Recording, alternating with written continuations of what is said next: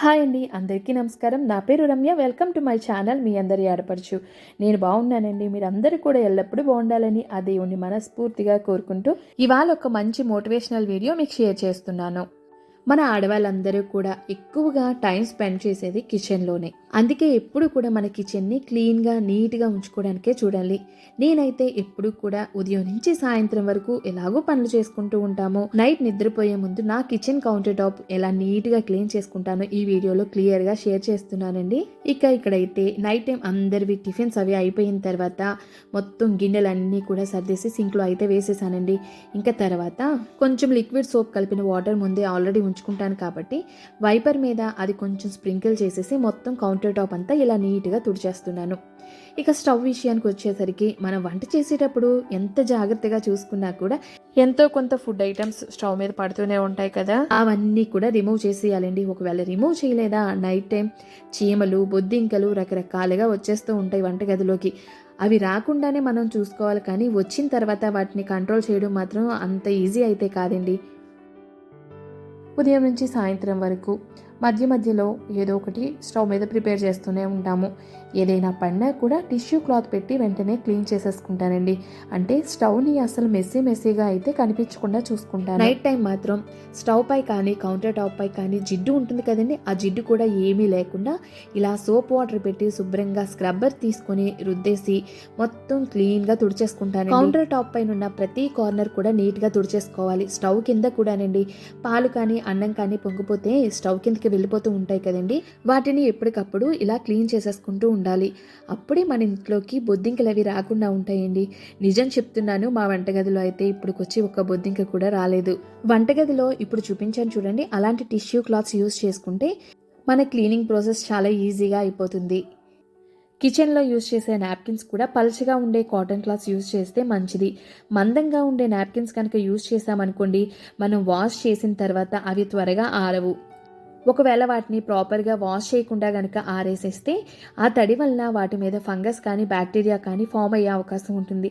అదే మీరు పల్చగా ఉండే కాటన్ క్లాత్స్ కనుక యూజ్ చేశారనుకోండి, అవి క్లీన్ చేసుకోవడానికి కూడా ఈజీగా ఉంటాయి. క్లీన్ చేసిన తర్వాత ఆరేస్తే త్వరగా ఆరిపోతాయి. చూడండి, స్టవ్ని అయితే నీట్గా ఇలా క్లీన్ చేసుకున్న తర్వాత ఇంకా కిచెన్ కౌంటర్ టాప్ మీద కొంచెం వాటర్ అది పడిపోయి ఉందండి. ఆ వాటర్ని మొత్తం ఇలా వైపర్తో నీట్గా క్లీన్ చేసేసుకొని ఓ స్క్రబ్బర్ మీద కొంచెం లిక్విడ్ సోప్ వేసి ఇలా కౌంటర్ టాప్ మొత్తం స్క్రబ్ చేసేస్తానండి. గ్రానైట్ మాత్రం స్పాంజ్ స్క్రబ్బర్ యూస్ చేసే క్లీన్ చేస్తాను.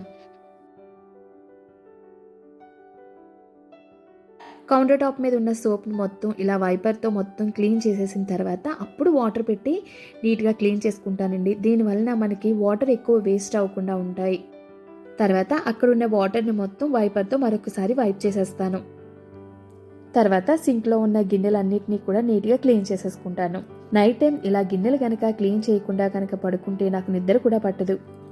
నైట్ టైం కనుక కిచెన్ క్లీన్ చేయకపోతే అసలు ఇంట్లో వచ్చే హెల్త్ ఇష్యూస్ అన్నీ కూడా ఈ కిచెన్ నుంచే స్టార్ట్ అవుతాయండి. ఎందుకంటే మనం కిచెన్లో అక్కడ ఫుడ్ పార్టికల్స్ అన్నీ పడుతూనే ఉంటాయి.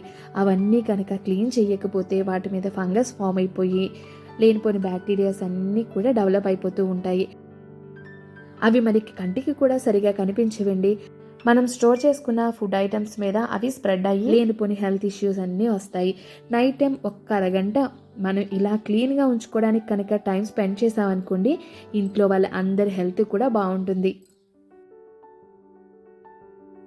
ఒకవేళ మీకు మెయిడ్ ఉంది అనుకుంటే సింక్లో వేసిన గిన్నెలన్నిటిలో ఫుడ్ పార్టికల్స్ అన్నీ కూడా తీసేసి ఒక టబ్లో వేసేసుకొని మొత్తం కిచెన్ అంతా క్లీన్ చేసేసుకొని అప్పుడు నిద్రపోండి.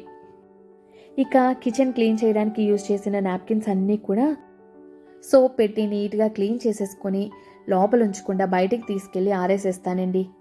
ఇక సింక్ అంతా కూడా నీట్గా ఇలా క్లీన్ చేసేసుకుంటున్నాను. ఇది మొత్తం క్లీన్ చేయడానికి నాకు ఒక అరగంట టైం పడుతుంది అంతేనండి. ఇక సింక్నంతా నీట్గా క్లీన్ చేసేసుకున్న తర్వాత అక్కడున్న నాప్కిన్స్ కానీ ఈ గిన్నెలు కానీ అన్నీ తీసుకెళ్ళి బయట పెట్టేస్తానండి. గిన్నెలన్నీ అక్కడ కడిగి ఆరబెట్టేసైనా అవన్నీ కూడా గిన్నెల స్టాండ్లో వేసేసి ఆ గిన్నెల్లోంచి వచ్చిన నీళ్ళన్నీ వాడిపోయేంత వరకు బయట బాల్కనీలో ఉంచుతానండి. ఇంకా రాత్రి నేను ఫ్రెష్ అప్ అయిపోయి నిద్రపోయే ముందు తీసుకొచ్చి లోపల కిచెన్లోనే పెట్టేస్తాను. ఇక సింక్ దగ్గర ఉన్న వాటర్ మొత్తం వైపర్తో వైప్ చేసేసి ఇక తర్వాత అక్కడున్న వాటర్ కూడా మొత్తం ఒక పొడి క్లాత్ పెట్టి తుడిచేస్తానండి. ఇంకా వాటర్ చుక్క అనేది ఇంకా కౌంటర్ టాప్ మీద ఉండకూడదనమాట. ఇక చూడండి స్టవ్ మీద ఎక్కడెక్కడ అరేంజ్ చేసేసుకొని ఇలా ఒక ముగ్గు అయితే పెట్టుకుంటాను. మార్నింగ్ నిద్ర లేచిన వెంటనే కిచెన్ని ఇంత క్లీన్గా చూసామనుకోండి, ఎంత పనైనా ఈజీగా చేసేయచ్చు. లేదంటే మనం మెంటల్గా కూడా చికాక్గా ఉంటాము, ఏ పని ఇంట్రెస్ట్గా చేయలేము.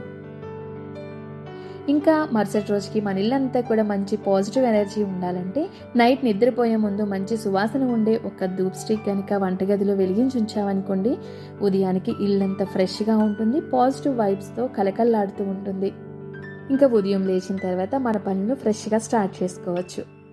Okay my dear family members, కొత్త వాళ్ళు ఎవరైనా మన వీడియో చూస్తున్నారనుకోండి, ఈ వీడియో కనుక మీకు నచ్చినట్లయితే ఈ వీడియోకి తప్పకుండా ఒక లైక్ చేసి మీ అందరి ఆడపడుచు యూట్యూబ్ ఛానల్ని సబ్స్క్రైబ్ చేయడం మాత్రం అస్సలు మర్చిపోకండి. అదే మన ఫ్యామిలీ మెంబర్స్ అయితే మన వీడియోకి ఒక్క లైక్ చేసి మీకు ఎలా అనిపించిందో కామెంట్ బాక్స్లో షేర్ చేసి మన ఛానల్ని సపోర్ట్ చేయండి. ఇక ఉంటానండి, మరి నెక్స్ట్ మరొక మంచి వ్లాగ్లో మళ్ళీ కలుద్దాం.